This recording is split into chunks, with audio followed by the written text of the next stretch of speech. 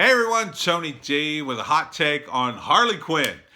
Yes, got into it in the comments section about Harley Quinn. I think because Birds of Prey is out, people are talking about Harley again, and I wanted to do like a specific video about her because she is the an interesting intersection of movies and comics, and I'm a movie guy and a comic guy, so I like to talk about this kind of stuff. I still find it very fascinating that Harley has somehow risen to the top of characters within, the DC universe and within the comics, and the Batman animated series where she originates from.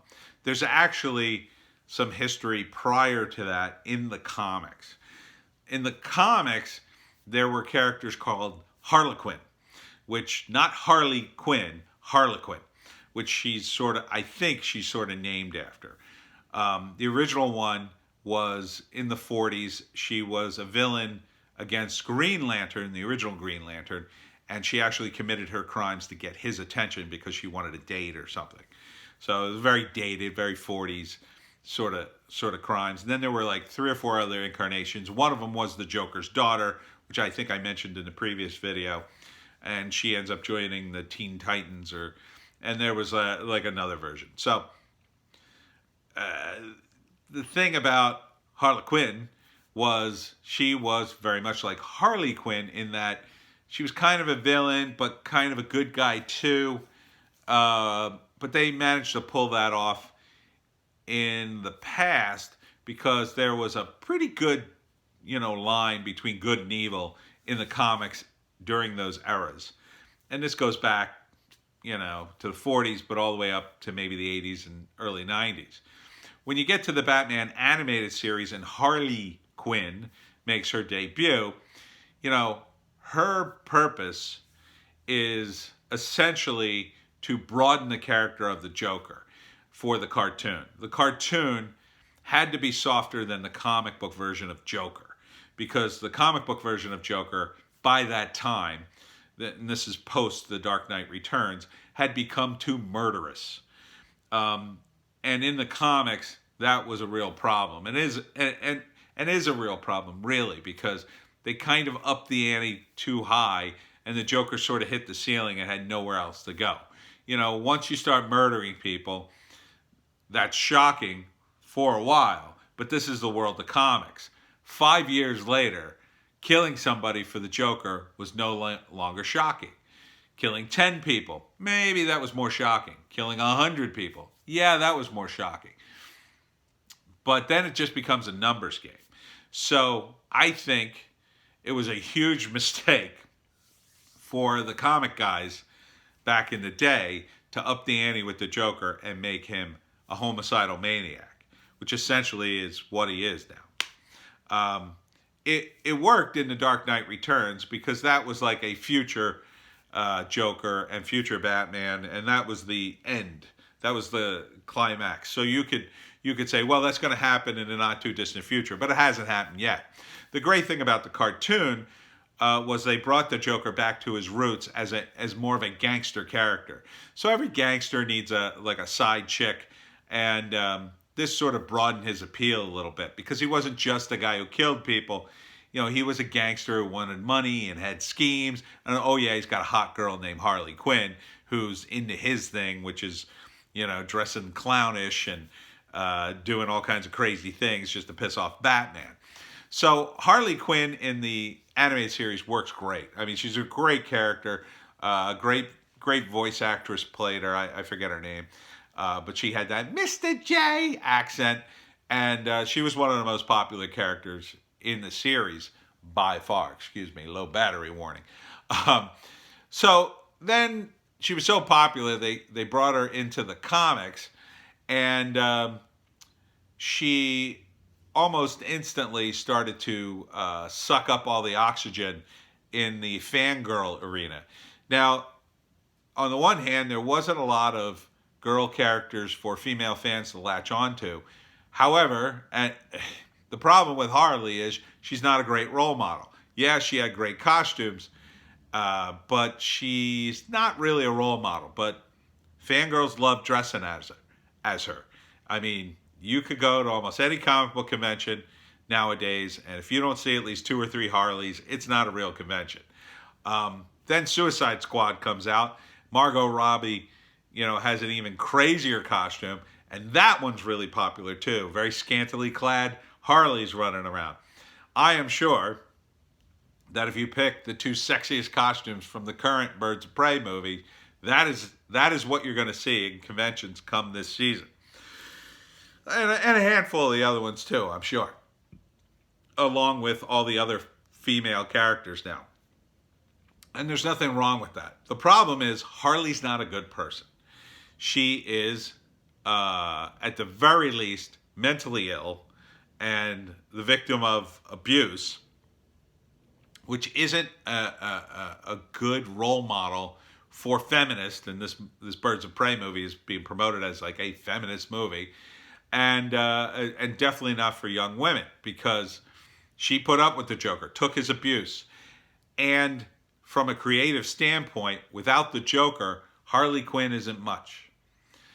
You really only have 2 creative choices if Harley Quinn's going to leave the Joker.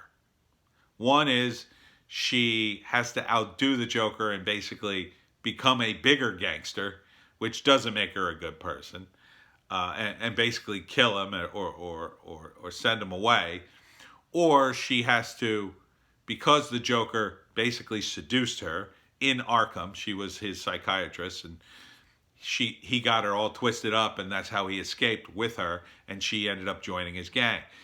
The only other solution would be for her to abandon the Harley Quinn persona forever and go back to her old persona and not be a crazy maniac. But then you won't have an interesting hot girl running around with a giant mallet. So from a creative standpoint, you aren't left with a lot of choices. The best choice from comic book kind of writing would be that Harley would stay the sidekick of the Joker, occasionally rebelling and leaving for a while, but her weakness is the Joker. Her weakness in the cartoon was she always wants to give him one more chance. And that's funny on its surface, but it's also sad, because it's like, oh, well, she's just gonna get her heart broke again. So, but that's not a feminist icon either. So you really have no good choices here, because the character is not good for that kind of thing. What you need, if you want to create a feminist icon, is a superhero character.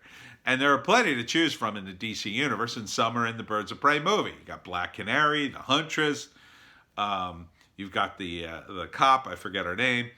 Those 3 characters were all good guys in the comics, and they would have made perfectly good characters. But because Margot Robbie, who's super famous and super well liked, played Harley Quinn, they developed this movie around her.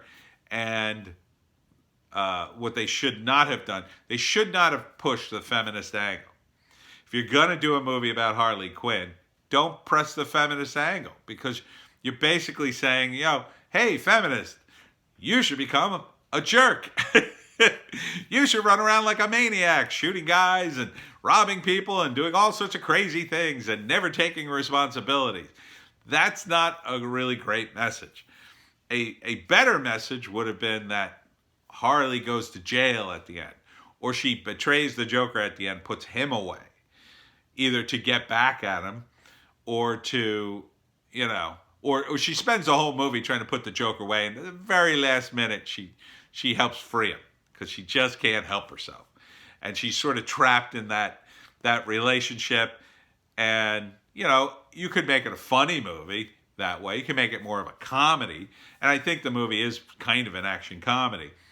But again, without the Joker, Harley doesn't work, and this is all just another not Batman movie. And I talked about not Batman entertainment, that DC is obsessed with not Batman entertainment. We've had Gotham, not Batman.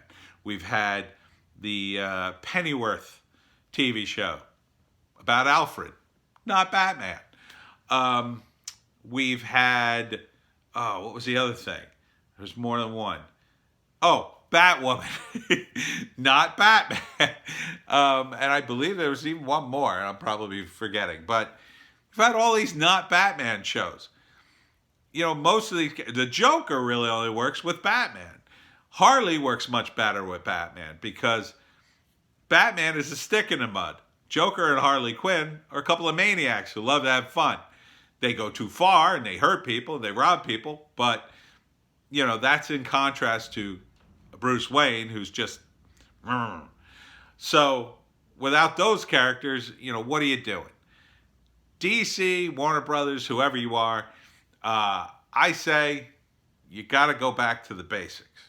And to push this just because Margot Robbie's in it, I mean, I get it, but there's another way to do it, to not make her the good guy. If you make her the good guy, you're basically pushing values that don't work, which is why the movie kind of doesn't work.